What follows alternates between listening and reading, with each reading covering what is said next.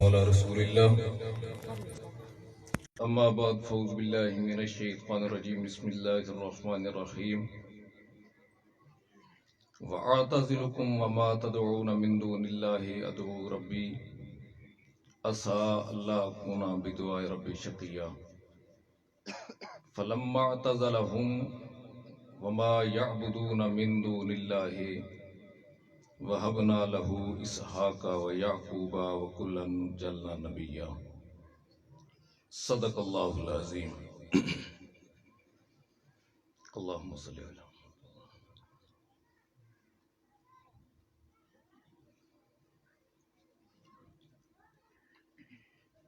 ان آیات کے اندر اللہ رب العزت نے ابراہیم علیہ السلام کے انداز بیان کو بیان فرمایا ہے۔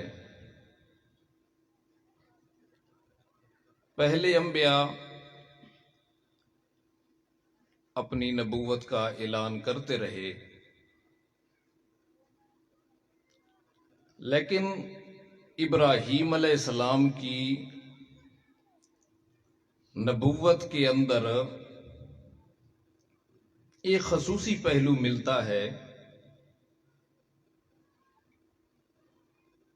کہ اتبع ملت ابراہیم حنیفا۔ حنیف پہلے کسی شریعت کے اندر عمل ہوتا ہوگا، لیکن اللہ نے اس صفت کو اس انداز کے اندر بیان نہیں فرمایا ہے۔ پھر نبی کریم صلی اللہ علیہ وسلم کی نبوت کا جب دور آیا تو اس کے اندر بھی اللہ رب العزت نے اتبع ملت ابراہیم حنیفا، یہ حنیفاً اس اتباع کرنے والے کی اتباع کے دوران کیفیت حالت کا بیان ہے کہ یہاں پہلے اگر کوئی نبی اگر اپنی نبوت کا اعلان کرتا تو یا قوم اعبدوا اللہ، یا قوم اعبدوا اللہ، اس کا اعلان کرتا رہتا، لیکن اسی قوم کے اندر رہ کے وقت گزارتا۔ جب اس قوم کا وقت عذاب کا آ جاتا تو اللہ کے حکم سے اس قوم سے نکل جاتا۔ لیکن خصوصیت یہ بیان فرمائی ابراہیم خلیل اللہ کی کہ آپ نے میری وحدانیت بیان کرنی ہے حنیفاً، جیسے آپ بیان کریں گے معبودان باطلہ سے اللہ رب العزت کی الوہیت کی نفی کریں گے تو یہ انداز آپ کا صرف تبلیغ کے انداز تک منحصر نہ رہے، بلکہ عملی طور پر بھی حنیفاً ان سے نکھڑ کے رہنا ہے۔ جب تک آپ ان سے علیحدہ نہیں ہوں گے تو مسئلہ واضح نہیں ہوگا۔ حنیف کا معنی کیا ہوتا ہے؟ نکھڑ کے کام کرنا، اندر گھل مل کے آپ کام کریں گے، آپ اندر رہ کے اللہ کی وحدانیت بیان کریں گے، بیان ہوگی، لیکن ابتدا ہی سے ذرا ان سے نکھڑ کے بیان کرنا ہے۔ جب یہ دیکھنا ہے یہ ماننے کے لیے بالکل تیار نہیں ہے تو پھر علیحدگی اختیار کرنا ہے، جدا ہو کے ان کے مد مقابل آ کے بیان کرنا ہے۔ اور یہ تقابل اتنی دیر تک چلے گا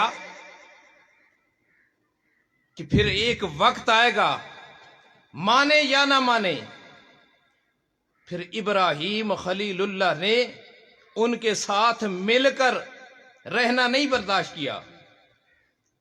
پھر انی مہاجرن الی اللہ، پھر اللہ کی رضا کی خاطر سب کچھ چھوڑ کے چلے گئے.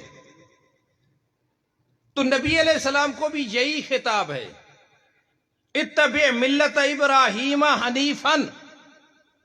جیسے قول کے ساتھ، دلائل کے ساتھ آپ نے ان سے جدا رہنا ہے، عملاً بھی جدا رہنا ہے. وما کان من المشرکین، عملی طور پر ان سے بیزاری اختیار کرنی ہے.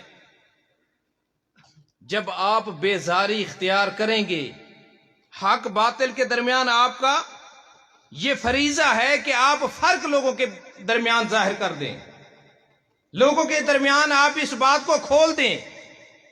اور ابراہیم علیہ السلام نے تو کمال کر دیا، انا براء منکم ومما تعبدون، میں تمہارا منکر ہوں، میں تمہارا انکار کرتا ہوں، میں تم کو نہیں مانتا ہوں، تمہارے معبودوں کو بھی نہیں مانتا ہوں. بلکہ نہ ماننا تو اپنی جگہ، قد بدت البغضاء، میں اگر آپ کو برا لگتا ہے تو یہ بغض میں ظاہر کرتا رہوں گا میرا تیرے معبودوں کے ساتھ، تمہارے معبودوں کے ساتھ. انی بریئم، میرا تمہارے ساتھ کوئی تعلق نہیں ہے. یہاں تقابل دلائل کے اندر ہے، لیکن نبی علیہ السلام کو بھی جب بیان کرنے لگے تو یہ دلائل سمجھاتے ہوئے اللہ تعالی نے فرمایا، قد کانت لکم اسوۃ حسنۃ فی ابراہیم. فی ابراہیم، ابراہیم علیہ السلام نے جیسے اکیلا بندہ تھا، ساتھ ایک نوح علیہ السلام تھے، تو ان کے مد مقابل رہے، صف آرا ہوئے. جب ابراہیم علیہ السلام ان کو چھوڑ کر گئے تو میرا پیغمبر آپ کے متبعین کا بھی تعلق نہیں ہونا چاہیے مشرکین سے. یہی وہ کڑیاں ہیں، اتبع ملت ابراہیم حنیفاً. باطل سے اعراض کرنا ہے، باطل سے کسی قسم کا تعلق نہیں رکھنا ہے. یہی تو وجہ ہے. پھر وہ اسباب جو شرک کے ساتھ، مشرکین کے ساتھ ملانے کا سبب تھے، اللہ نے وہ بھی ناجائز قرار دے دیے.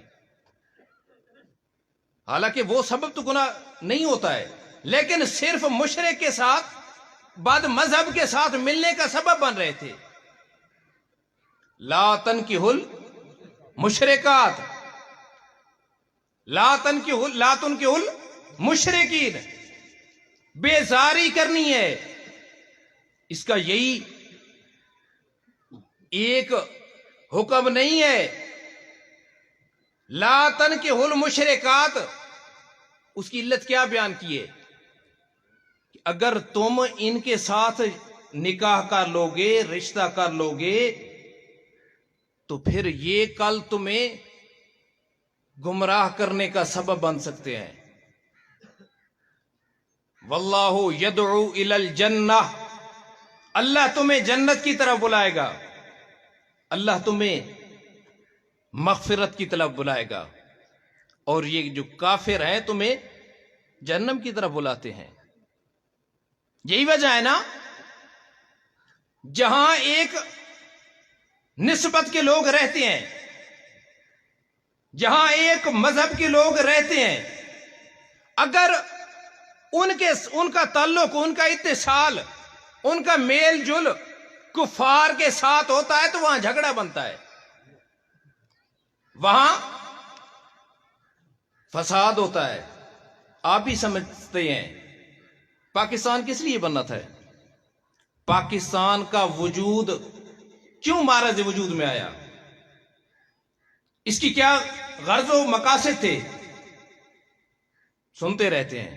پاکستان ایک قومی نظریے کا نام ہے، پاکستان ایک قومی نظریے کا نام ہے. یہ پاکستان اور ہندوستان کی تقسیم دو قومی نظریوں کی وجہ سے وجود میں آئی تھی.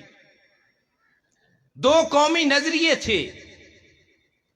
ایک باطل تھا، وہ ہر غیر کے سامنے جھکنے والا تھا. گائے کے سامنے جھک رہا ہے، بتوں کے سامنے جھک رہا ہے، درختوں کے سامنے جھک رہا ہے. ایک اسلام کا نظریہ ہے. جب دو نظریے ایک جگہ رہتے ہیں تو ٹکراؤ پیدا ہوتا ہے. اس کو کافر بھی مانتا ہے. جہاں دو نظریے اکٹھے ہو جائیں وہاں ٹکراؤ پیدا ہوتا ہے. اس لیے انگریز نے فیصلہ کیا یہ دو قومی نظریے ہیں، ان کو علیحدہ علیحدہ ملک دیا جائے. پاکستان کا وجود ایک قومی نظریے کی وجہ سے آیا. اسی وجہ سے کہتے ہیں نا پاکستان کا مطلب کیا؟ لا الہ الا اللہ. کیوں؟ پاکستان ایک مستقل نظریہ ہے. پاکستان یہ کہتا ہے کہ پاکستان میرا اسلامی ملک ہے، اس کے اندر عبادت صرف اللہ کی ہوگی. عبادت صرف اللہ کی ہوگی. اگر پاکستان کے اندر عبادت اللہ کی ہوگی تو فساد نہیں ہوگا. اگر غیروں کی عبادت ہوگی تو فساد ہوگا. اگر غیروں کی بات سمجھ آ رہی ہے نا؟ اسلام نے یہ بنیادیں کیوں رکھی ہیں؟ اگر آپ دیکھیں، گہری نظر کے ساتھ دیکھیں کہ اگر پاکستان وجود میں اس لیے آیا ہے کہ پاکستان ایک نظریے کا نام ہے، ایک اپنے عقائد کی عکاسی کرنے والا لفظ ہے. تو پاکستان کے اندر لا الہ الا اللہ کا نفاذ بھی ضروری ہے. پاکستان کے اندر، کیونکہ پاکستان کا مطلب لا الہ الا اللہ ہے.